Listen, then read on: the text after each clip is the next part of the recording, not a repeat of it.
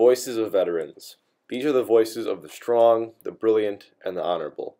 They define what it is to be American and display true courage. It's important that we listen to these voices, especially Brian Turner and Brad Parsley, in order to learn how valuable they are to our society, even if they are not recognized for their heroism on a daily basis.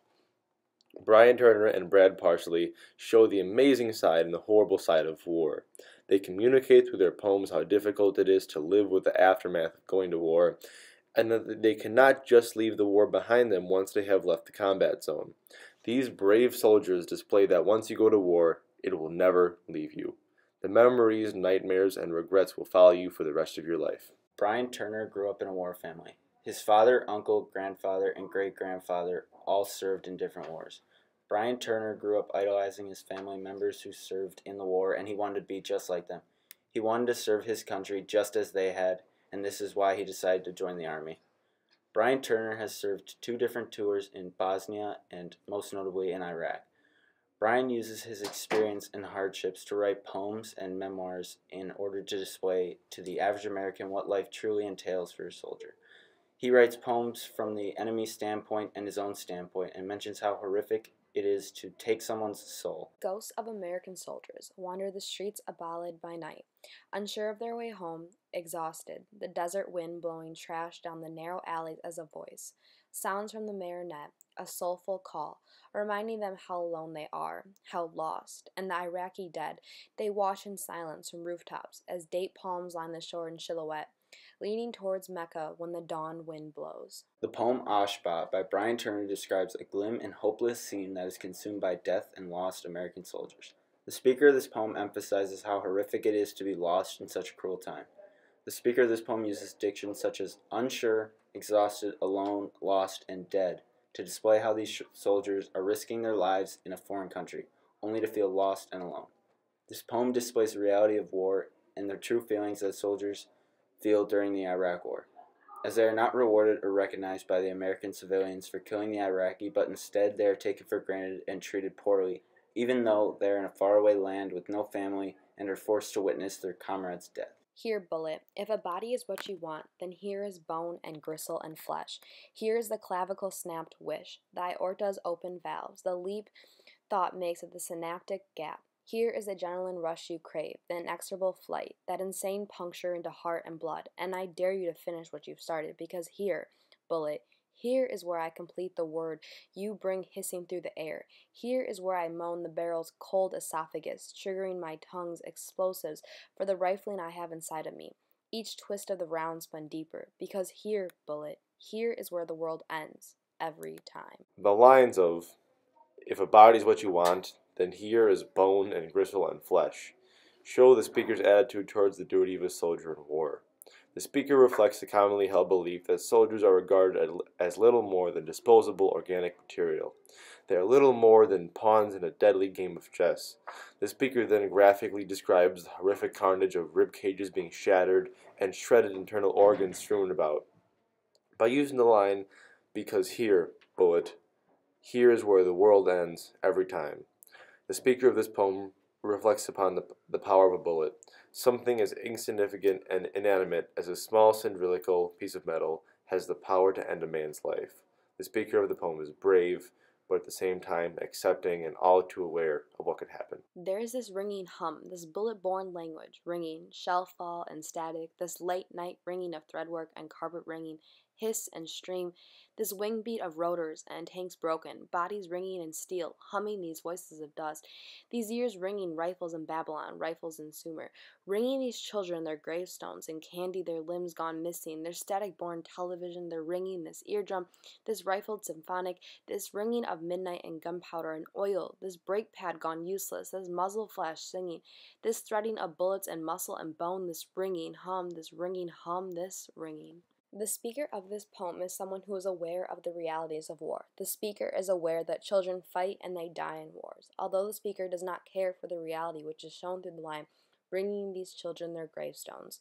The poem highlights the impact of life for soldiers and how life for American soldiers has changed a lot, as they have had trouble identifying their enemy rather than just fighting them.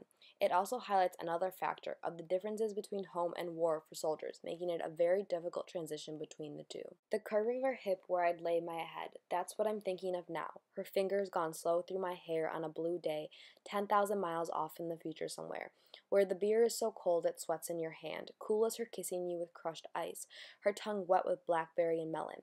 That's what I'm thinking of now, because I'm all out of adrenaline, all out of smoking and sedaries. Somewhere deep in the landscape of the brain, under the skull's blue curving dome, that's where I am now, swaying in a hammock by the water's edge, as soldiers laugh and play volleyball just down the beach, while others tan and talk with the nurses who bring pills to help them sleep. And if this is crazy, then let this be my sanatorium. Let the doctors walk among us here, marking their charts as they will.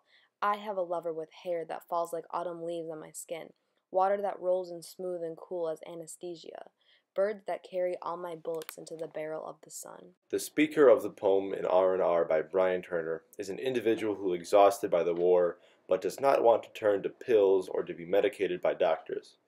Instead, the speaker of the poem thanks his lover with hair that falls like autumn, and her fingers gone slow through his hair, in order to get through this brutal time. The speaker is strong in order to go through such a terrifying and horrific time, and the speaker displays his courage through the use of diction such as 10,000 miles off in the future and landscape of the brain.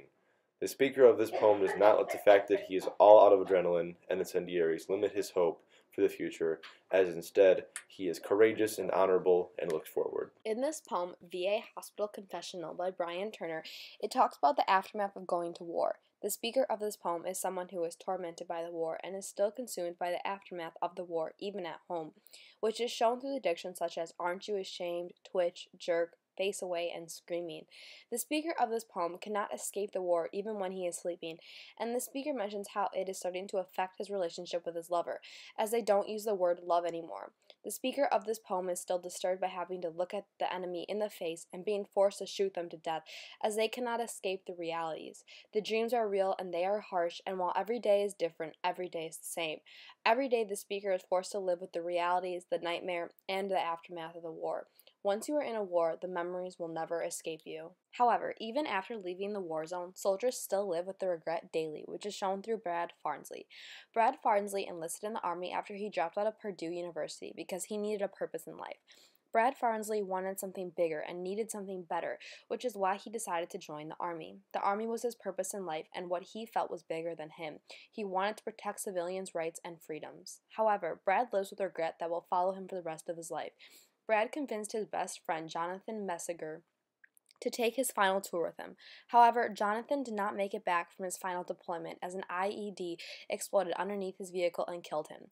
Brad lives with terror every day of his life as he believes it is his fault that Jonathan died because he is the one who convinced him to go. This experience by Brad displays that war follows soldiers long after they leave the combat zone. Soldiers live with the memories, the nightmares, and the regret every day, but they receive little help or recognition for their efforts and issues. Soldiers deserve the country's help. They risk their lives in order to protect millions of civilians that they do not know. While some believe that war is a short stint and soldiers can escape the pain and the regret as soon as they are done with their deployment, that is extremely false. Veterans cannot escape the nightmares, the realities, the memories, or the regret. Veterans deserve more help than what they are receiving. Veterans represent the American hero and the American dream as they overlap with one another. They represent the American dream through children, and as some children grow up wanting to protect and defend our freedoms, rights, and country. Their desire to protect our nation coincides with the American hero aspect because they risk their lives without being forced to do so. In order to protect innocent civilians, veterans are the unrecognized and unappreciated hero in the 21st century. However, veterans should be recognized as our heroes due to effort and accountability they display for the innocent civilians in America. The voices of these veterans are extremely important. They give the American public access to a point of view that is normally unavailable to them. These veterans are thrusting a double-edged, literally dagger into the heart of America's public view by exposing the harsh reality of war and the effects it has on the soldiers that wage it. They are raising awareness for the PTSD which often affects war-hardened veterans and the troubles they face with a smiling back to civilian life. On top of that, they consistently challenge masculine stereotypes as some men believe it is weak to show emotion. However, these poems by Brian Turner and the video of Brad Farnsley display that it is okay to showcase emotion and vulnerability.